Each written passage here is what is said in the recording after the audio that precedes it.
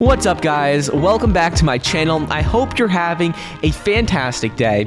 And today we have some big news to go over with NIO. So if you're not already subscribed to my channel, it says about 65% of you watching are not subscribed. And I don't know what you're doing, but make sure to subscribe. It really helps me out a lot. But today we're talking about NIO. They had some big announcements recently about earnings. We have some reports from analysts talking about where they see the stock price going. We're going to go over price targets and what the average price target is as well from top analysts across Wall Street. We have a lot to go over. Starting off, though, let's talk about NIO, some big announcements they had, and what this analyst had to say on Seeking Alpha.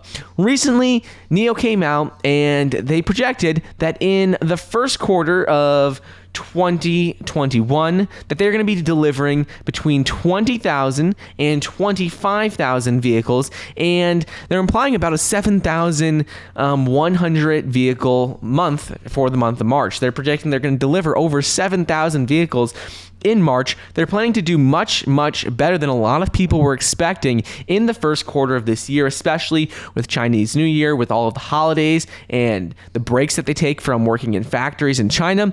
First quarter is set to do much better than expected, 20 to 25,000 vehicles. But in addition to this, analysts have come out and said that they did a little bit of deep dive into NIO and looking at NIO's income statement.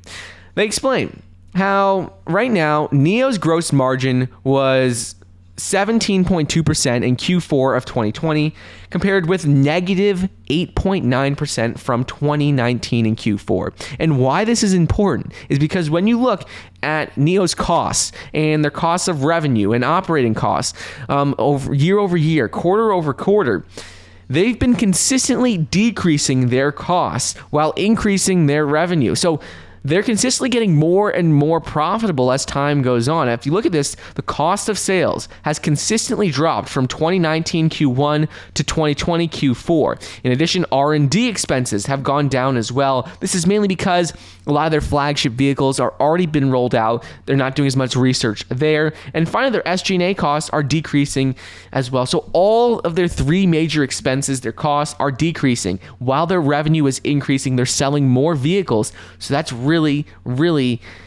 exciting. That's a really good sign that we're seeing this, that their costs of revenue are decreasing in terms of cost of sales, R&D, SG&A. So while they are still burning a lot of cash to continue to grow very rapidly, they're expanding into Europe. They are working on a new vehicle. They're working on their new sedan, the ET7. While they are still burning a lot of cash, they have a lot of potential after the massive drop-off the stock price has had recently.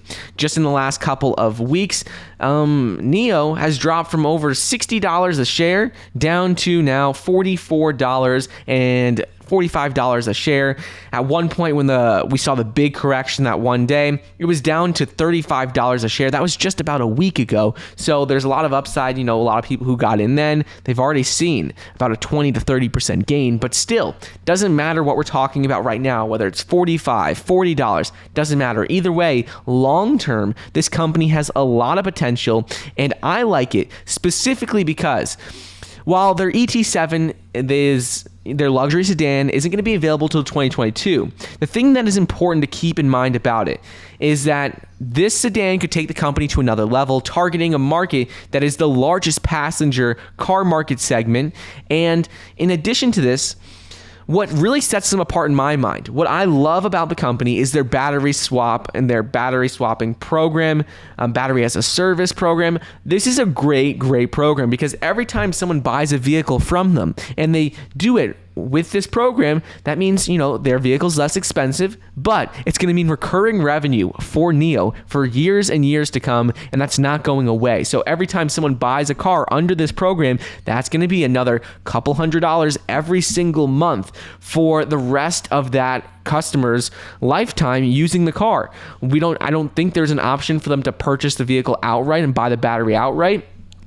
Even if there is, right now, if someone buys a car using that program, that is recurring revenue for years to come for NIO. In addition to this, They also have a lot of charging stations already implemented. They have about 170 battery stations, these swapping stations, already across the country. They can each swap up to 312 batteries a day. It only takes about 3 minutes, and they're planning to have more than 500 stations by the end of the year. So really, even though NIO has a market cap of about $70 billion, long term, this company has massive potential because of their battery swapping station program, this recurring revenue from that, recurring revenue from other softwares that you can integrate into the car, and because they're continuing to roll out more and more vehicles in the Chinese EV market, which is the largest EV market in the world. So anyways, that's just a quick update on what is going on with NIO right now. Analysts are projecting their average price target for NIO is $65.24. You guys have been asking me to include these price targets from TipRank, so there it is, about $65.24 from TipRank's, the average analyst price on NIO. I think they have a lot more potential than that. I think they could easily be $100 per share company down the road with everything going on, recurring revenue from all their different software portions of their business. But that's really all I got for you guys today. Hope you enjoyed today's video, and if you did, please be sure to smash the like button. Don't forget to get your 4 free stocks when you download the Webull investing app. I hope you enjoyed, and I'll see you guys in the next episode.